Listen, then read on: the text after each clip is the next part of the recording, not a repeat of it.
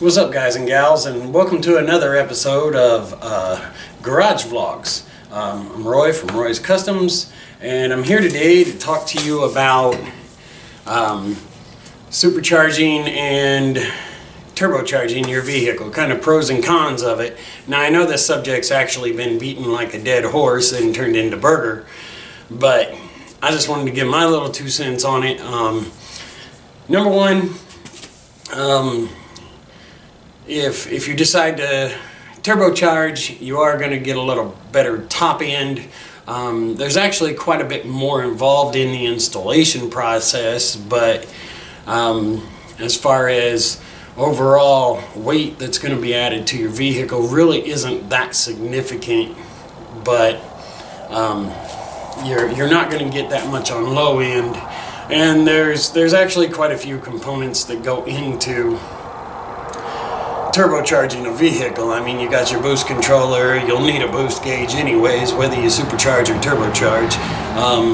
You're going to have the exhaust manifold, you're going to have the turbo, you're going to have the intercooler, you're going to have all the piping, you're going to have a blow-off valve, you're going to have a boost controller, whether it's manual or whether it is actually electronic.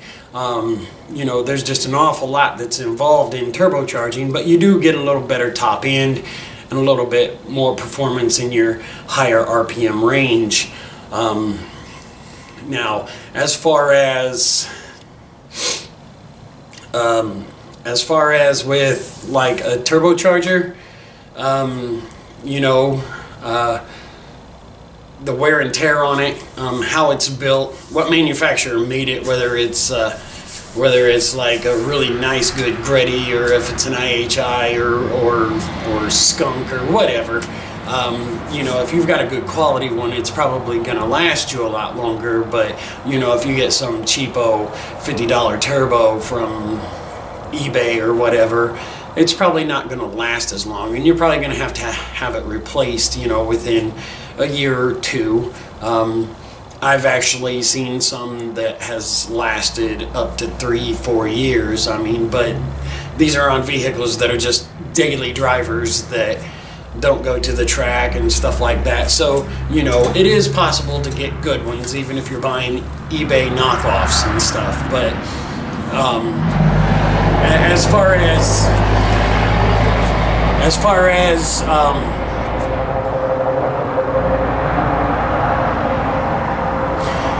as durability and dependability, you know, you're going to get good ones and bad ones in pretty much anything you buy. But, you know, if you want a good, you know, top end, you know, boost, you know, that's gonna be the way to go. Now, if on the other end of that, if you're wanting a good low end, straight from the dig boost, you know, something that you don't have to have high RPMs, a nice supercharger is the way to go. Now, there's going to be some things here. Number one, if you do not have a kit available for your vehicle, you may just have to try to invent one, as it were, or if you know a machine shop that can make you, you know, mounts and stuff to actually mount the supercharger on. But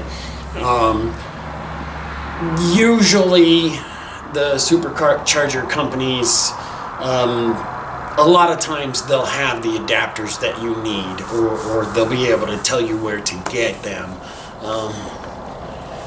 As far as, you'll still need some type of a boost controller. There is, I believe, some sort of a like a blow-off valve for excess boost that's not getting used, you know, once you let off. I don't really know that much about superchargers. I do know that they are really good at low end, straight from the dig. You don't need an intercooler and extra piping and stuff because it goes directly into your intake. I mean, that's how a supercharger works. And it's centrifugal. They don't need exhaust gas to run them like the turbocharger does. So, you know, it's centrifugal. It comes right off. It'll come right off of your belt drive. You know, that's actually a benefit too. and usually they'll tell you what belt you're going to need, or what you're going to have to do in order to, you know, actually supercharge the vehicle.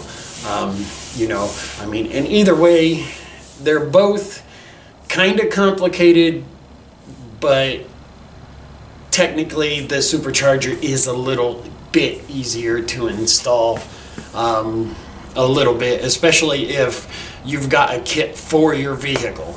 Now, not every vehicle has a kit. Like I say, sometimes you'll have to invent one, so to say.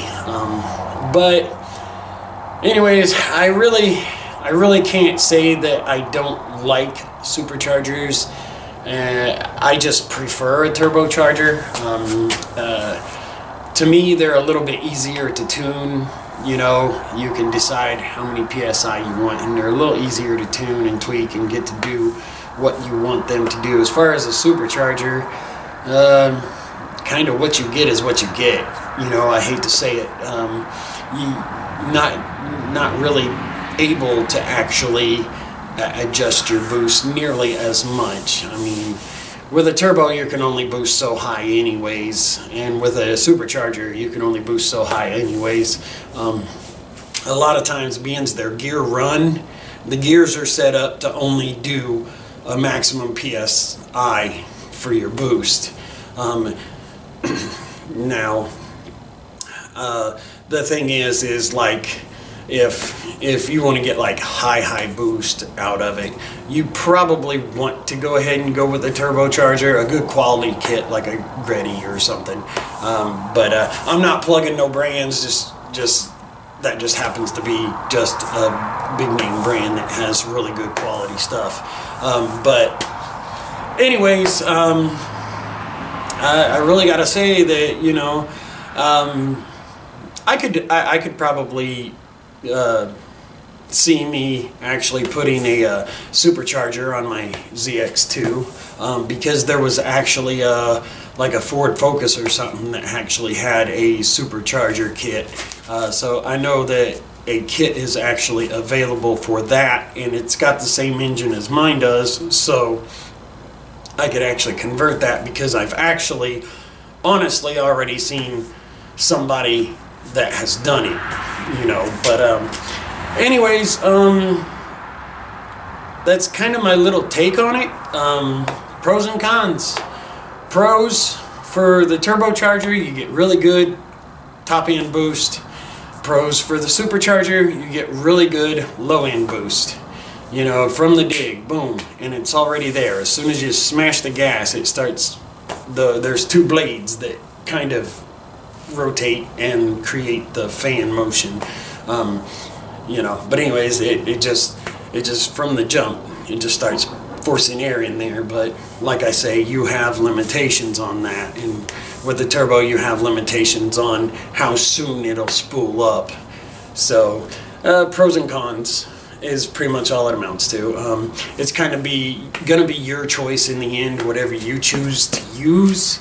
There's a lot of people that go ahead and put the extra stuff on and boost it with a turbocharger instead of trying to mess with a supercharger, because they just really like the sound, and they want people to know when they're going down the road that they have a turbo on it. You know, they want that cool sound, you know. Once upon a time that was pretty awesome to have, but you know, now it's kind of getting where it's not that big of a deal, you know. And there is something else that I wanted to discuss during this little video, with like a blow-off valve. I mean, unless you have the tuner and stuff to actually compensate for the air blowing off atmospherically, you probably want to use a recirculator, because that air is already metered, and you want to go ahead and put it back into the system.